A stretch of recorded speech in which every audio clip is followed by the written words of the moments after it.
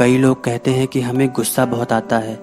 बहुत सोचते हैं कि गुस्सा ना करें, पर हर बार फेल हो जाते हैं।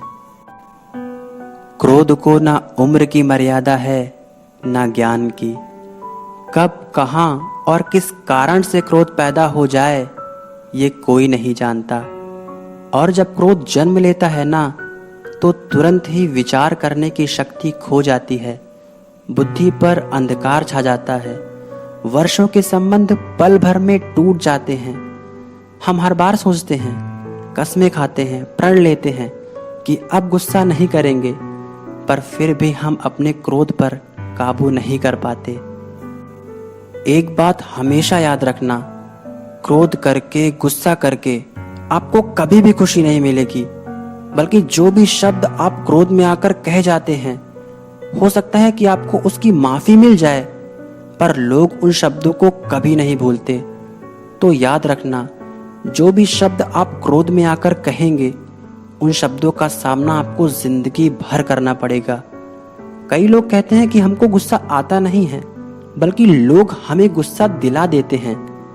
अरे यार, तुम कोई कठपुतली हो क्या जो लोग तुम्हें कंट्रोल कर रहे हैं? हमारी एक गंदी आदत है कि हम हर बुरी बात का ब्लेम दूसरों पर डाल देते हैं कि उस इंसान की वजह से मुझे गुस्सा आ गया, अगर वो नहीं होगा तो कोई और होगा। या तो ऐसा हो कि आपके लिए पूरी दुनिया ही बदल जाए, दुनिया का एक एक इंसान बदल जाए ताकि आपको गुस्सा नहीं आए। दुनिया की हर चीज़ बदल जाए, हर नियम बदल जाए ताकि आपको गुस्सा नहीं आए। आपको गुस्सा फिर भी आएगा, क्योंकि वो आपके भीतर है। बाहर के लोग तो बस एक जरिया हैं उस गुस्से को बाहर निकालने के लिए। आपको एक कहानी सुनाता हूँ। एक गांव में दो दोस्त रहते थे, रमेश और सुरेश। दोनों एक दूसरे से इतने करीब थे कि एक दूसरे की सारी बातें मानते थे। लेकिन सुरेश में एक बहुत बुरी आदत थी, वो था गुस्सा करना। रमेश चाहता था कि वो कैसे भी करके उसको इस चीज से दूर कर दे।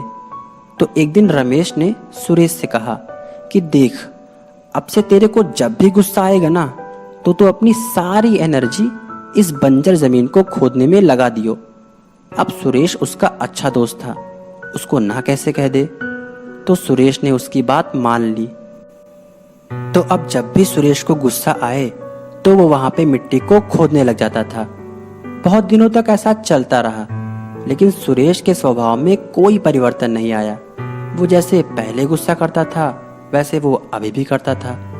फिर रमेश ने कहा कि चल ठीक है, अब ऐसा करते हैं कि जब भी तेरे को गुस्सा आए ना, तो यहाँ पर कुछ बीज छींट दियो। सुरेश ने ऐसा ही कुछ दिन किया।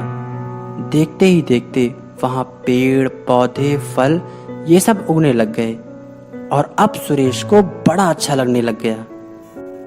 दोस्तों, ये स्टोरी बहुत छोटी सी थी, लेकिन इससे ये बात समझ आती है कि अगर हम अपनी एनर्जी सही जगह पर सही तरीके से लगाएं तो बड़ा कमाल हो सकता है। जैसे उसी गुस्से को उसने सही तरीके से लगाया तो उसे फल मिले, पेड़ मिले, छांव मिली।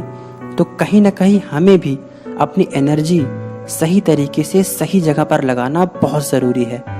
इसलिए किसी भी बात पर गुस्सा करने से पहले उस चीज़ पर विचार कीजिएगा और जिसकी भी गलती हो माफ़ कर दीजिए, क्योंकि माफ़ी से बड़ा कोई भी धर्म नहीं होता।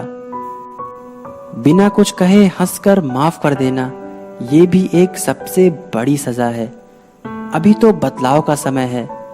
कुछ बुराइयां खुद से भी निकाल फेंको। एक हंसती खेलती प्यारी सी जिंदगी का हिस्सा बनो और दूसरों से प्यार बांटो। जिंदगी बहुत छोटी सी है यारों, इसे हंसते खेलते काट लो, क्योंकि आपके उस सुंदर चेहरे पर परेशानियों का बोझ नहीं, खुशियों का भंडार सूट करता है। दोस्तों, हमने भी एक नई शुरुआत की है। अगर आपको हमारी इस वीडियो से कुछ भी सीखने को मिला हो तो वीडियो को लाइक और चैनल को सब्सक्राइब करके हमारा हौसला बढ़ाइएगा। तब तक आप अपना और अपनों का ख्याल रखिए। मिलते हैं अगली वीडियो में।